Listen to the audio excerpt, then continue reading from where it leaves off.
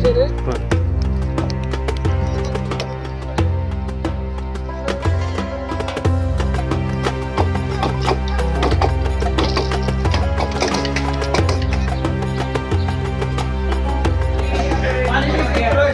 আৰক্ষণ জিলা সামৰিক উকিলাত যি ইস্তেমা হ'ব, এই ইস্তেমাত কামখিনি পূৰ্ণগতিত চলি আছে আৰু এই ইস্তেমা অৰ্থাৎ ইছলাম ধৰ্মত যিটো শান্তি, সেই শান্তিৰ বাতাবৰণ সৃষ্টি হৈ আছে আৰু বিভিন্ন সম্প্ৰদায়ৰ মাজত কেনেকৈ ভাতৃত্ববোধ সৃষ্টি কৰিব পাৰি। আৰু বিশেষকৈ আমাৰ ইস্তেমাথলীৰ পৰা এটা বস্তু আমি মেছেজ দিব খুজিছোঁ, সেইটো হ'ল ড্ৰাগছৰ বিৰুদ্ধে যিটো প্ৰজন্মই আকৰ্ষিত হৈছে। আমাৰ ইস্তেমাৰ পৰা এটা মেছেজ যাব, যিটো ড্ৰাগছটো কেনেকৈ আমি সমাজৰ পৰা নাইকিয়া কৰিব পাৰি, সেইটো মানে এটা আমি পণ লৈছোঁ এই ইস্তেমাৰ পৰা, সেই মেছেজটো দিম। লগতে আমাৰ আছে বাল্য বিবাহটো কেনেকৈ বন্ধ কৰিব পাৰি, এই কাৰ্যটোও এই ইস্তেমাথলীৰ পৰা দিম। লগতে তৃতীয়তে বিভিন্ন সম্প্ৰদায়ৰ মাজত ইছলামে কেনেকৈ শান্তি পায় বা কেনেকৈ ভাতৃত্ববোধ সৃষ্টি কৰিব পাৰে, সেই বাণীটো আমি এই ইস্তেমাথলীৰ পৰা দিব পাৰিম। কিন্তু হয়, কামখিনি আমাৰ পূৰ্ণগতিত চলি আছে, কিন্তু কিছু কিছু ঠাইত নাটনি হৈছে। আমি ইছলাম ধৰ্মী ভাইসকলক আহ্বান জনাওঁ যে আপোনালোকে ইয়াতে আহক, এই কামখিনি কৰক আৰু অসীম সবৰ ভাগিদাৰ হওক, আমি এই আহ্বান জনাইছোঁ। আৰু স্বতঃস্ফূৰ্তভাৱে বহুত মানুহ আহি আছে, কাম কৰি আছে, দান বৰঙণি কৰি আছে, তথাপি কামৰ কিছু নাটনি হৈছে। আমি সকলো মানুহক আহ্বান জনাওঁ, আপোনালোকে আহক আৰু কাম কৰক আৰু অসীম সবৰ ভাগি হওক। এইখিনি আৰু এটা কথা ক'ব লাগিব যে প্ৰশাসনে আমাক যথেষ্ট পৰিমাণে সহায় কৰিছে। পাৰ্মিশ্যনৰ পৰা আৰম্ভ কৰি যিখিনি সহায় আমি বিচাৰিছোঁ, গোটেইখিনি সহায় কৰি আছে। জিলা আয়ুক্ত, মহকুমাধিপতি, আৰক্ষী বিষয়া সকলোৱে আমাক পূৰ্ণদমে সহায় কৰি আছে আৰু এইখিনিতে প্ৰশাসনক আমি ধন্যবাদ জনাইছোঁ, তেওঁলোকে যিখিনি আমাক সহায় সহযোগিতা কৰিছে। আৰু 5, 6 আৰু 7 ফেব্ৰুৱাৰীত যেতিয়া অনুষ্ঠিত হ'ব ইস্তেমা, এই ইস্তেমাত আমি ৰাইজ তথা প্ৰশাসনৰ সম্পূৰ্ণ সহায় সহযোগিতা আমি বিচাৰিছোঁ। আমাৰ ইস্তেমাৰ যিখিনি কাম সদাশয় ৰাইজৰ সম্পূৰ্ণ সহযোগিতা, দান বৰঙণিৰ মাজেৰে চলি আছে। আপাতত প্ৰায় 90% কাম আমাৰ সমাপ্ত হোৱাৰ পথত। বাকীখিনি কামৰ মাজত কিছু বাঁহৰ প্ৰয়োজন হৈছে, কিছু ত্ৰিপালৰ প্ৰয়োজন হৈছে আৰু পিছত বিশেষকৈ কিছু খেৰৰ প্ৰয়োজন হ'ব।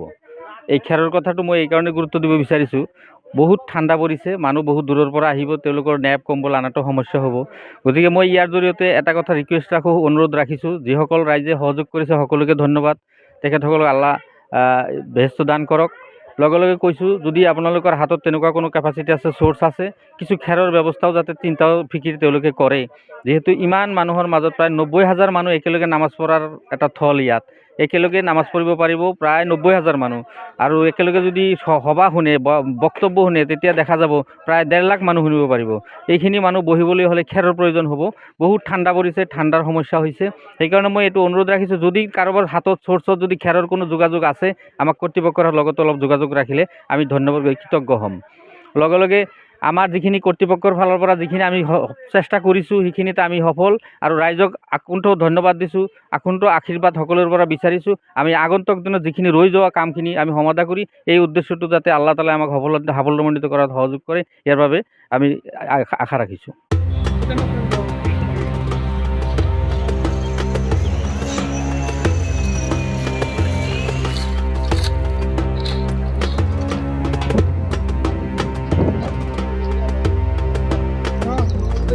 হয়।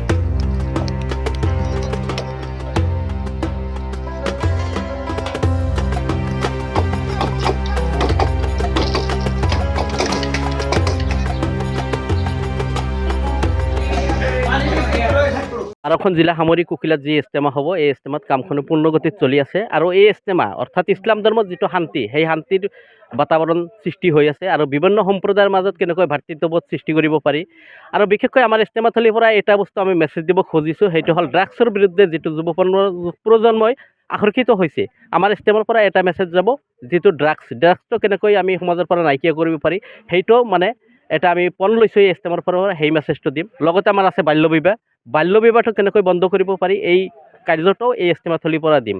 লগতে তৃতীয়তে বিভিন্ন সম্প্ৰদায়ৰ মাজত ইছলামে কেনেকৈ শান্তি পায় বা কেনেকৈ ভাতৃত্ববোধ সৃষ্টি কৰিব পাৰে, সেই বাণীটোও আমি এই ইস্তেমাথলীৰ পৰা দিব পাৰিম।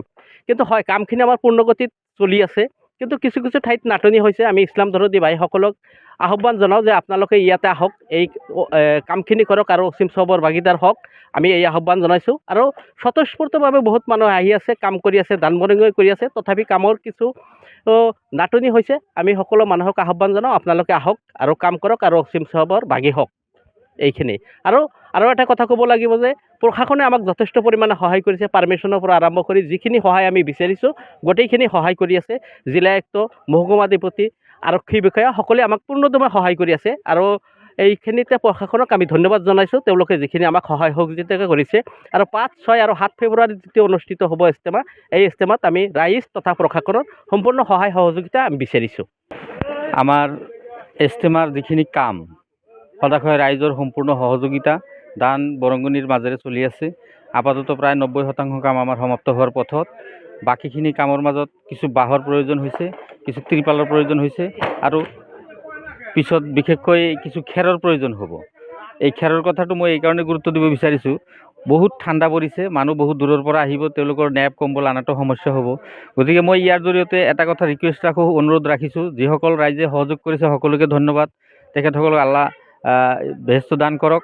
লগে লগে কৈছোঁ, যদি আপোনালোকৰ হাতত তেনেকুৱা কোনো কেপাচিটি আছে, চ'ৰ্চ আছে, কিছু খেৰৰ ব্যৱস্থাও যাতে চিন্তাও ফিকিৰ তেওঁলোকে কৰে।